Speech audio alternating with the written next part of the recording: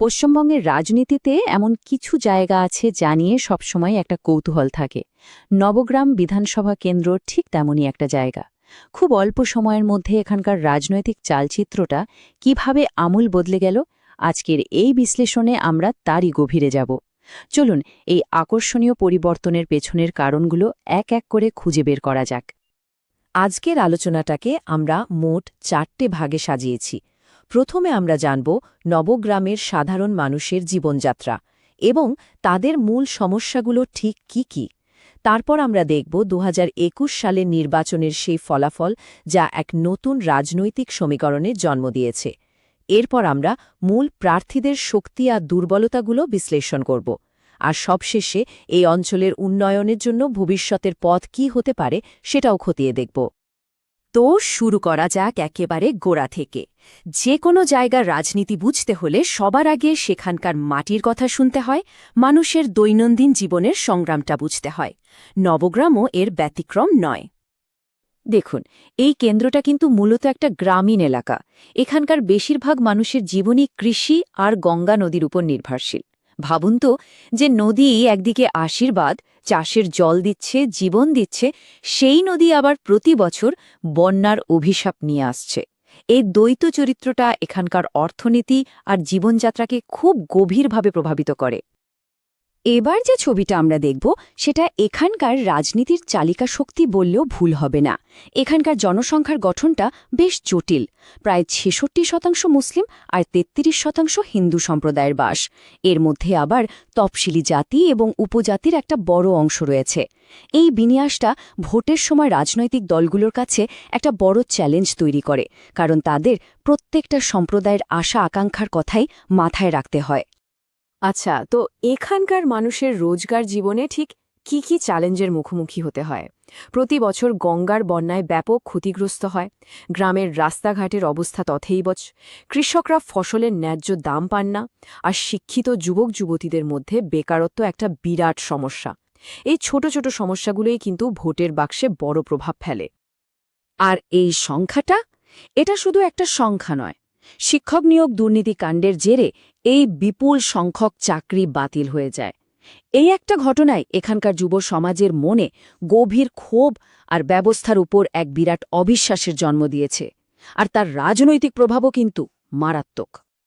তো এই যে এত ক্ষোভ, এত আশা আকাঙ্ক্ষা, 2021-এর ভোটে এর প্রতিফলনটা ঠিক কেমন ছিল?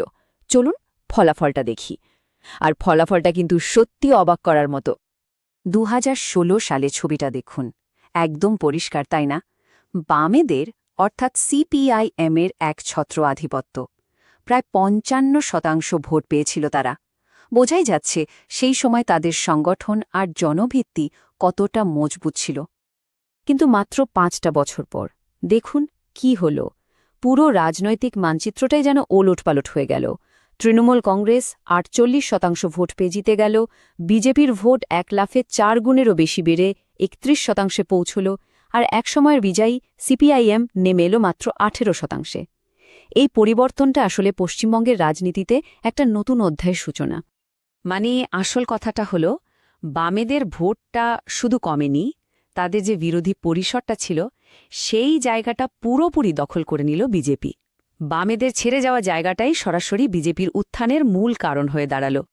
এখানে একটা খুব মজার ব্যাপার আছে। যিনি জিতলেন, কানাই চন্দ্র মণ্ডল, তিনি কিন্তু দল বদলেছেন।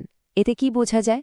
বোঝা যায় যে নবগ্রামের রাজনীতিতে অনেক সময় পার্টির থেকেও ব্যক্তির প্রভাব অনেক বেশি কাজ করে। ব্যক্তিগত সম্পর্ক আর নেটওয়ার্ক এখানে খুব গুরুত্বপূর্ণ। চলুন এবার একটু খুঁটিয়ে দেখি এই দুই প্রধান খেলোয়াড়কে। একদিকে অভিজ্ঞ, অন্যদিকে নতুন মুখ। ভোটারদের সামনে ঠিক কি কি বিকল্প ছিল তা এদের প্রোফাইল দেখলেই স্পষ্ট হয়ে যাবে। একদিকে ছিলেন তৃণমূল কংগ্রেসের পোড় খাওয়া নেতা কানাই চন্দ্র মণ্ডল, আর তার বিরুদ্ধে বিজেপির হয়ে লড়ছিলেন নতুন মুখ মোহন হালদার। কানাই মণ্ডলের দিকে তাকালে প্রথমে চোখে পড়ে তার অভিজ্ঞতা। 3 বারের বিধায়ক, এলাকায় তার নেটওয়ার্কও খুব মজবুত। কিন্তু তার নামের পাশে যে 9টা ফৌজদারি মামলার তালিকা, সেটাও কিন্তু ভোটারদের চোখ এড়ায়নি। অনেকের কাছে এটা হয়তো পুরনো দিনের রাজনীতির প্রতীক। আর অন্যদিকে ছিলেন মোহন হালদার, একদম তার বিপরীত, স্বচ্ছ ভাবমূর্তি, বয়স কম, একটা নতুনত্বের হাওয়া। কিন্তু প্রশ্নটা হলো, এই নতুন মুখটার ওপর মানুষ কতটা ভরসা করতে পারবে? তার তো তেমন রাজনৈতিক অভিজ্ঞতা বা স্থানীয় পরিচিতি ছিল না। আসলে এই লড়াইটা শুধু দুজন প্রার্থীর মধ্যে ছিল না, এর গভীরে ছিল মানুষের জমে থাকা একরাশ ক্ষোভ, দুর্নীতি, হিংসার ভয়, রোজগারের চিন্তা। এই সব কিছুই কিন্তু ভোটের বোতাম টেপার সময় মানুষের মাথায় ঘুরছিল। ভোটাররা শুধু প্রার্থী বাছছিলেন না, তারা এই সমস্যাগুলোর একটা সমাধান খুঁজছিলেন।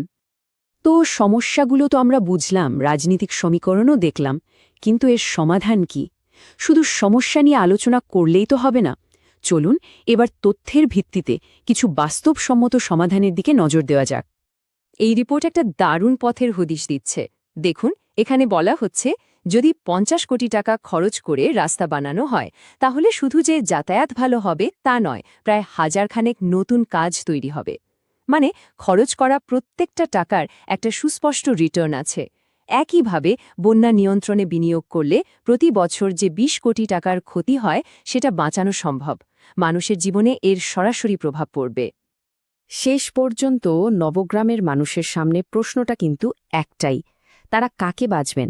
একজন পরিচিত পোরখাওয়ার নেতাকে, যার সঙ্গে এলাকার দীর্ঘদিনের সম্পর্ক, নাকি এমন একটা নতুন মুখকে যিনি উন্নয়নের এক নতুন দিশা দেখানোর প্রতিশ্রুতি দিচ্ছেন?